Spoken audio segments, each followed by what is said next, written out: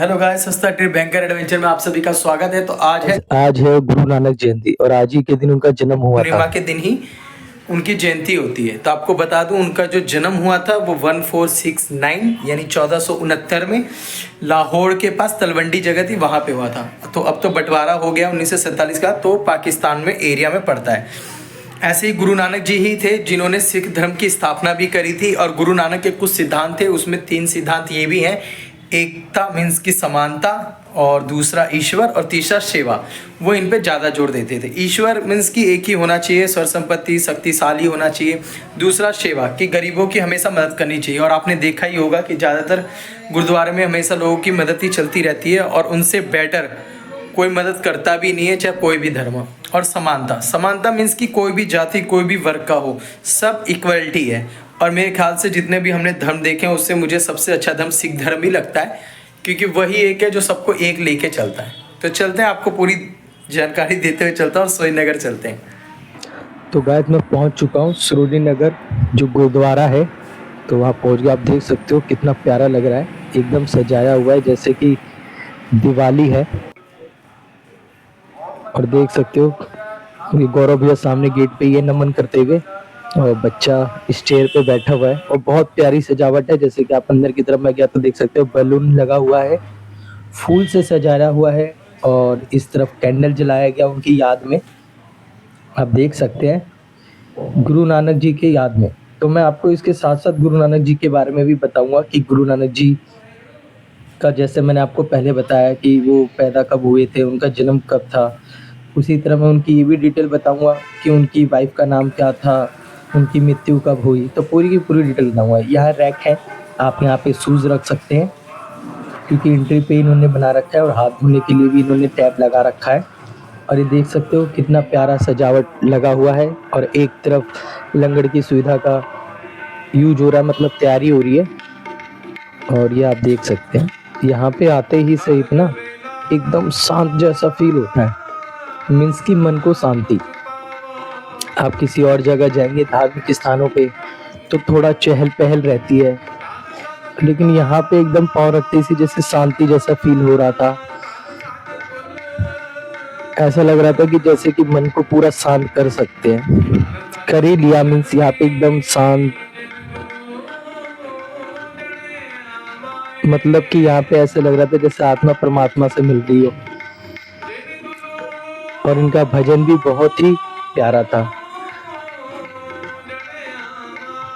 और ये जो सर आ रहे हैं हमारी कॉलोनी के ही हैं, इन्होंने ही इनवाइट किया था हमें। मुझे वैसे इनका नाम तो पता नहीं है। तो आप देख सकते हैं कितने प्यार से शांत से लोग बैठे हुए हैं। तो चलो मैं आपको इसके साथ साथ गुरु नानक जी के बारे में बताता हूँ। तो गुरु नानक जी का जन्म तो मैंने आपको बता दिया कि उनका जन्म 15 अप्रैल 1469 यानी 1469 को तलवंडी में हुआ था, जो कि अब वो वर्तमान में पाकिस्तान में है। उनके माता पिता का नाम जो था, पिता का नाम कल्याण चंद मेहता कालू, और माता का नाम तृप्ता देवी था।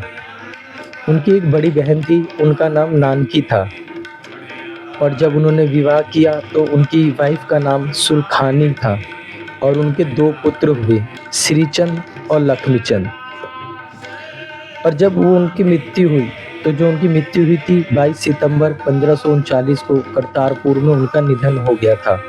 उनके जो उत्तराधिकारी थे वो अपनी मृत्यु से पहले अपने शिष्य भाई लहना को अपना उत्तराधिकारी नियुक्त किया, जो बाद में गुरु अंगद देव के नाम से जाने गए। जैसे कि मैंने उनके कई सिद्धांत है, तो मैंने उनके 3 सिद्धांत का पहले ही जिक्र कर दिया, लंगर, सेवा, एकता। तो ये सारी उनकी सिद्धांत में से एक था। हो सकता है अगर मैं कुछ गलत बोलूँ तो उसके लिए माफ़ कर देना।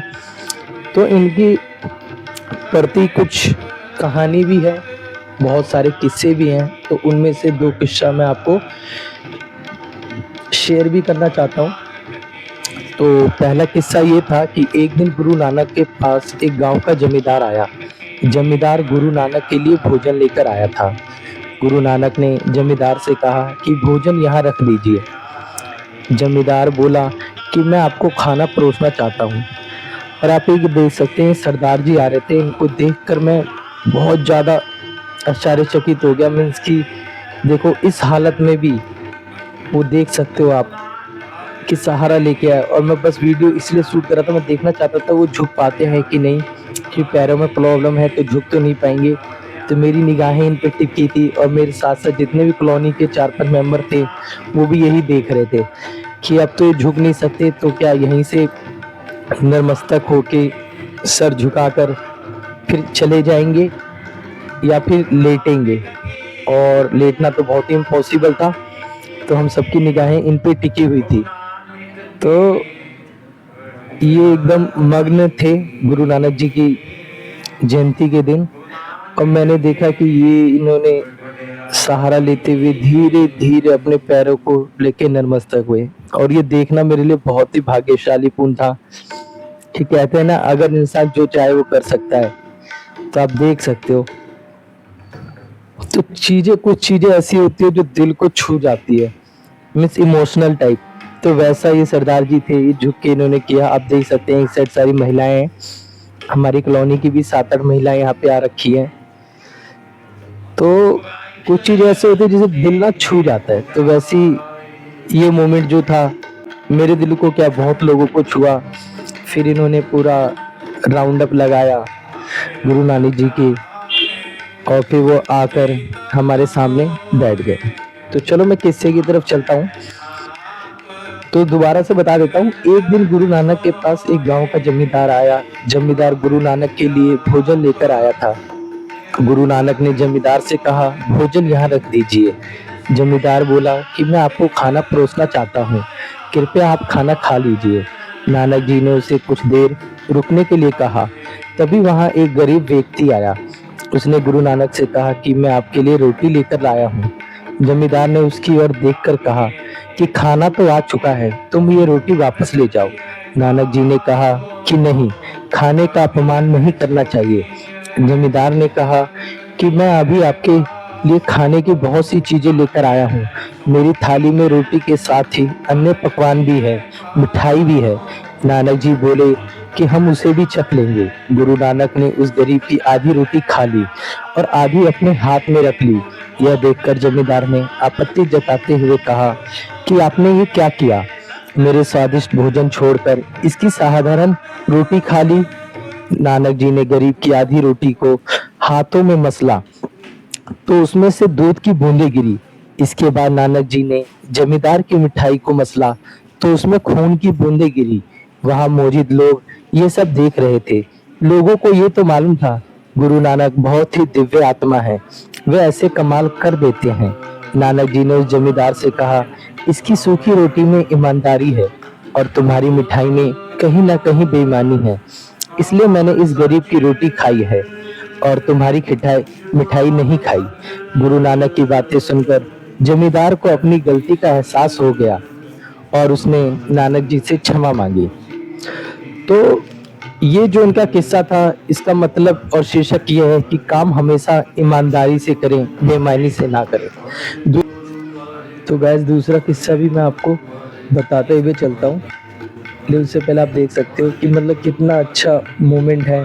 मीन्स कि मन कर रहा था यहीं बैठे रहो और देर तक, लेकिन फिर इसके बाद हम चलते हैं लंगर की तरफ जहाँ पे इन्होंने सुविधाएं कर रखी थी। आप देख सकते हो सब लोग यहाँ पे लाइन लगाकर दूध का सेवा कर रहे हैं। पकोड़े थे, पकोड़े का सेवन कर रहे हैं और जलेबी का सेवन कर रहे हैं।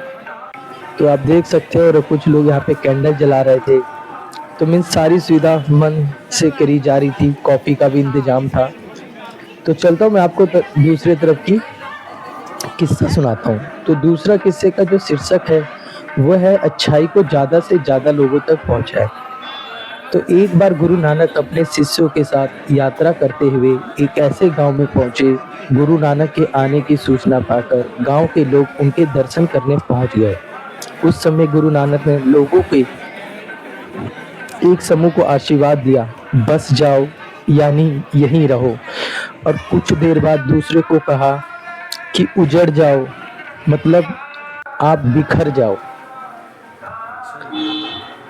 आप बिखर जाओ।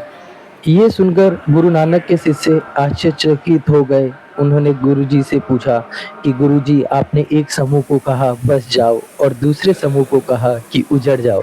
गुरु नानक ने शिष्य को समझाते हुए कहा कि लोगों का जो पहला समूह आया था उसके लोग अच्छे नहीं थे, वे बुरे कामों में लगे रहते हैं। गलत लोग एक ही जगह सीमित रहें तो समाज के लिए अच्छा है, बुराई एक जगह रहेगी तो समाज में नहीं फैलेगी, इसलिए मैंने उन्हें यही बस जाने का आशीर्वाद दिया।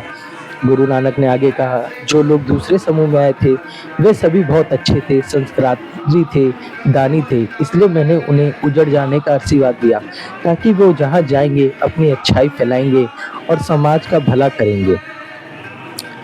तो आप समझ सकते हो ना, इसका काम यही है कि अच्छाई को ज़्यादा से ज़्यादा लोगों तक पहुँचाए। तो ऐसे इनके कई किस्से हैं, मैंने आपको 2 किस्से का जिक्र किया और इससे आप में परिवर्तन आएगा। और यहाँ पे लंगर शुरू हो गया। यहाँ पे मैंने एक चीज़ नोट करी जो बहुत बहुत प्यारी थी कि जैसे ही यहाँ पे लंगर खिलाना गौरव भैया और शिंदे सर ने स्टार्ट किया था, वैसे ही हम पर लोग ज़्यादा हावी हो जाते, लेकिन वहीं पे कुछ क्या बहुत सरदार जी आए और तुरंत उन्होंने बिना सोचे समझे मीन्स की लग गए काम में, बिना पूछे कि आपकी मदद करना है नहीं करना है। यही भावना मुझे सरदारों जी में बहुत पसंद है और ये कहीं ना कहीं इसका प्रेरणा गुरु नानक जी से ही लोगों को मिली है कि बिना पूछे सेवा में लग जाना, यही धर्म है और यही होना चाहिए। इसलिए हमारे यहाँ और कई कंट्रियों में सरदार जी को अलग दर्जे से देखा जाता है क्योंकि उनकी इम्पोर्टेंस बहुत होती है और कहते हैं वो नेकी बहुत करते हैं और हमारा देश भी खुश है कि ऐसे ऐसे लोग हमारे साथ रहते हैं। तो सबको लंगर खिलाने के बाद हम लोगों ने भी लंगर का सेवा किया, मीन्स कि उसको लिया। तो गाइस, टाटा बाय।